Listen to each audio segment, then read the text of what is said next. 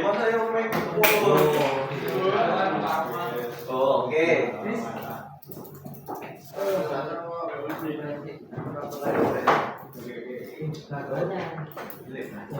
Sabar dong, Mas. Siap.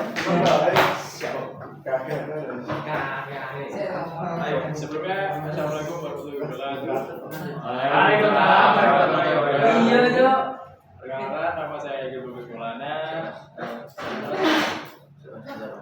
Itu saya nih orang Bos. Udah mulai itu berapa Merasa salam. Merasa salam.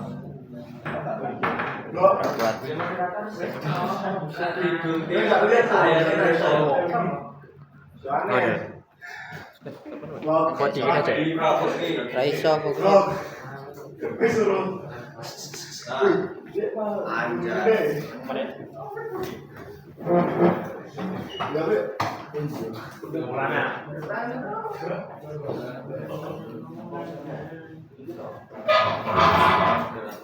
Selamat pagi. Perkenalkan, saya Lesta Gunungro selaku moderator pada presentasi pagi hari ini. Dan saya Jenmo Mudrasenda selaku konsulen. Dan perkenalkan, nama saya Egy Bagus Maulana, selaku presenter dari materi presentasi hari ini.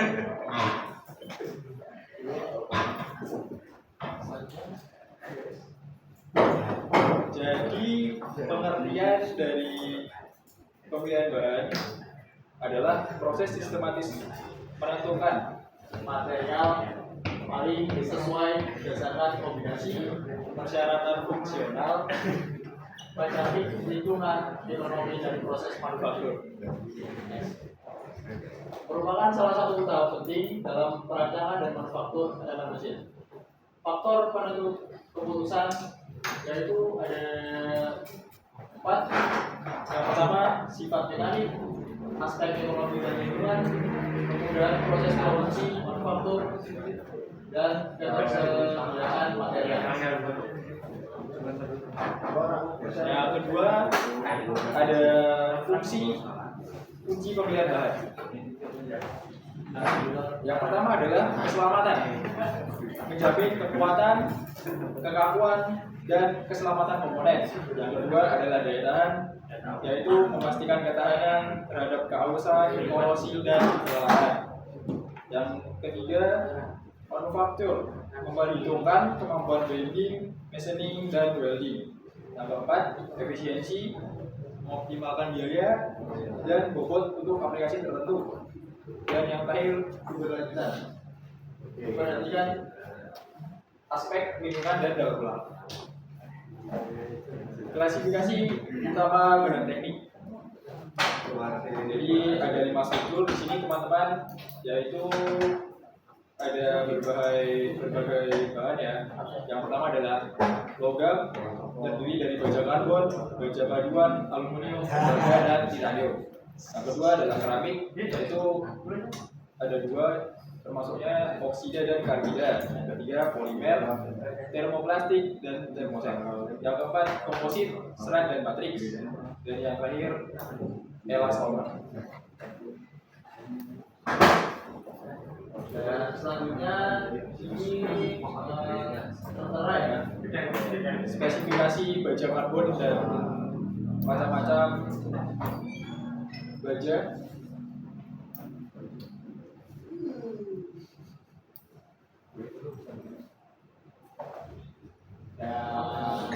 Yang sekarang adalah properti bahan, sifat kunci dan dalam pemilihan.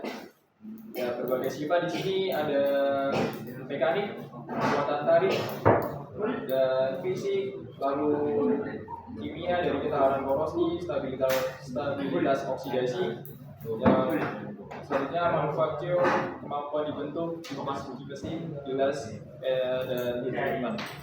Dan yang terakhir ekonomi dan lingkungan, yaitu biaya material, ketersediaan dan lalu lalang.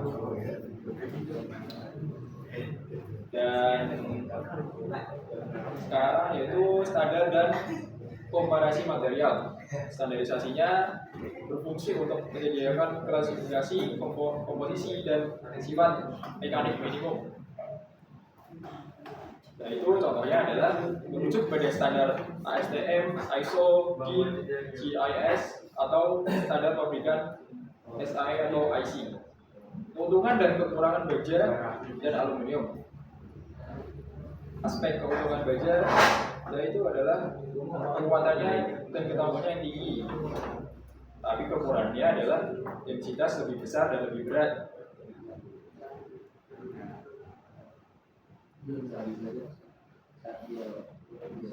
Indeks performa dan faktor desain.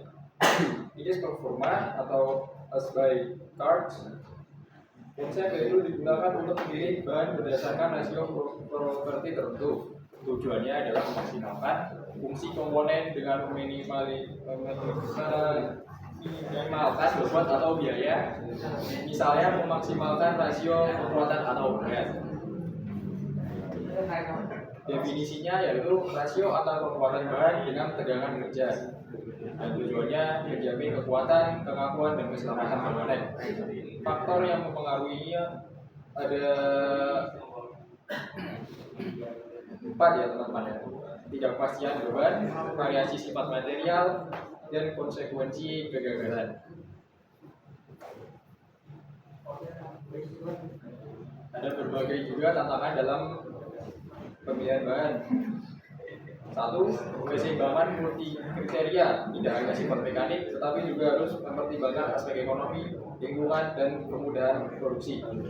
Yang kedua, keragaman material, munculnya ragam material baru, polimer, komposit, menuntut insinyur mampu menilai kelebihan dan kekurangan setiap material. Dan tren material komposit digunakan untuk mencapai rasio kekuatan atau berat yang lebih baik dibandingkan bahan konvensional. Sedangkan polimer dan elastomer pilihan yang baik untuk optimasi biaya dan bobot serta ketahanan korosi. Dan yang terakhir, daur ulang, memperhatikan aspek lingkungan dan daur ulang material secara fungsi. Terima kasih untuk perhatiannya.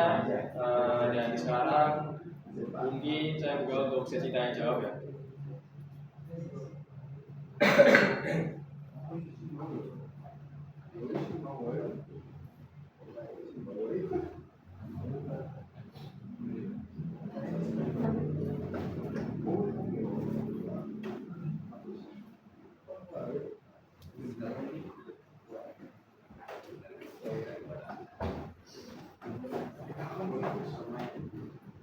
Mas, saya izin bertanya. Boleh Mas Yos, boleh tanya. Mengenai densitas atau bobot. Nah, bobot suatu bahan itu kan dapat terlihat bisa ditimbang. Ya, betul. Nah, tetapi di sisi lain itu mengapa suatu benda, suatu material itu bobotnya bisa naik atau bisa turun selain dari besar dan luas permukaan.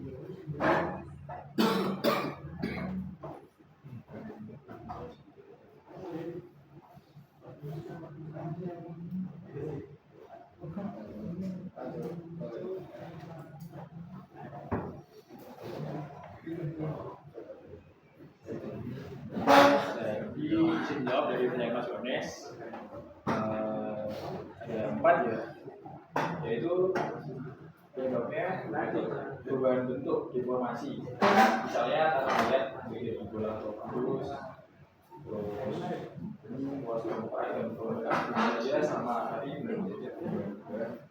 Yang kedua adalah perubahan warnanya atau sifat permukaannya.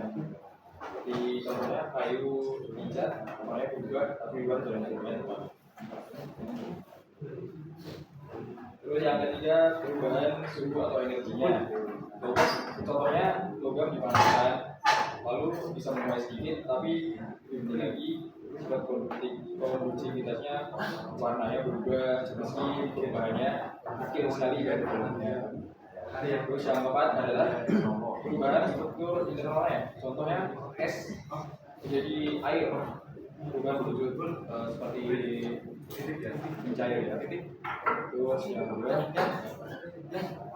volumenya bisa mirip tapi struktur molekulnya berbeda, yaitu sifatnya berubah-ubah.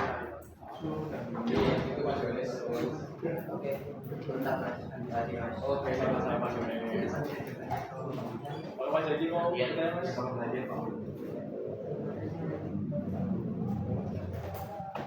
Sudah, Pak. Sudah. Beri apa dia? Pak sudah dicukupkan, cuma pertanyaan satu aja, satu pertanyaan. Apa tadi? Mas Tiga. Mas Tiga mau bertanya Mas? Ayo jangan malu-malu. Sampai malu.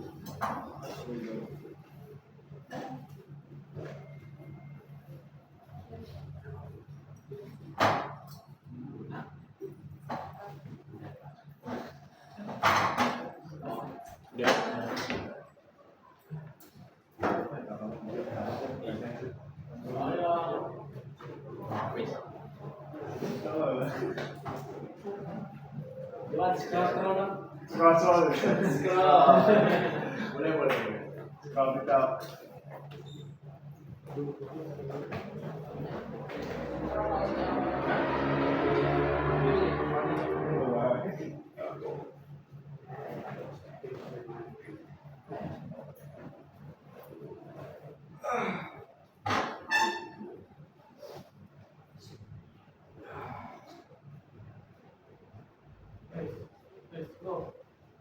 Oh. Di tag masih. Di siapa nanti?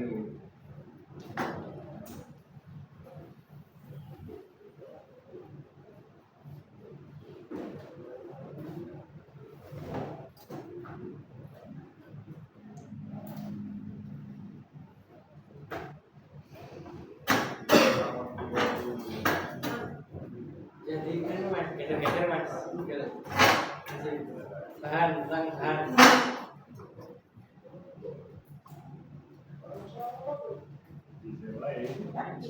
Dulu Mas, mungkin.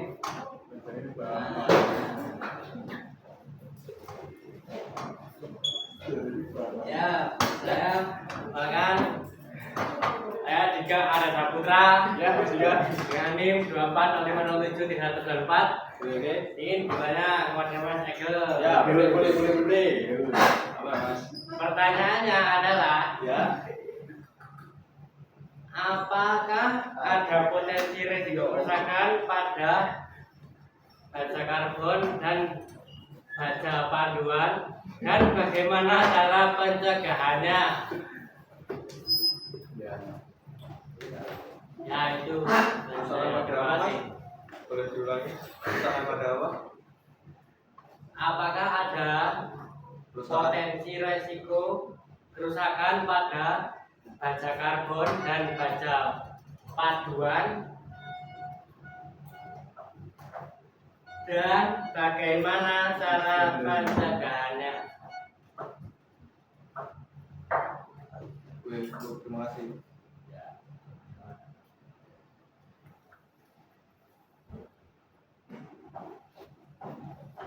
Ya, izin menjawab ya dari pertanyaan Mas Giga, bagus sekali di sini teman-teman. Potensi resiko kerusakan itu bisa ya terhadap bendanya. Jadi di sini saya akan bilang ada 3 potensi kerusakannya adalah yang pertama adalah korosi, sangat rentan bila terkena air atau udara lembab. Yang kedua yaitu pada bahannya bisa terjadi retak kertas, itu fracture, terutama pada baja karbon tinggi karena sifatnya keras tapi rapuh. Yang ketiga adalah kelelahan material, fatigue, bila menerima beban berulang, misal pada poros atau bekas. Dan cara penjagaannya adalah Mas Giga bisa melapisi dengan cat ya, bisa dicat ulang, lalu dilapisi seng atau plating chrome atau nikel atau pelapis anti karat. Yang kedua adalah coba untuk heat treatment atau annealing atau tempering untuk menyeimbangkan kekuatan dan keulatan. Yang terakhir, hindari penggunaan pada lingkungan yang sangat korosif tanpa pelindung. Contohnya seperti ditaruh di lingkungan yang terbuka, yang langsung terkena matahari atau air hujan. Cukup Mas Ide. Terima kasih Mas Ege. Sudah, kalau sudah, ya, cukup aja. Terima kasih.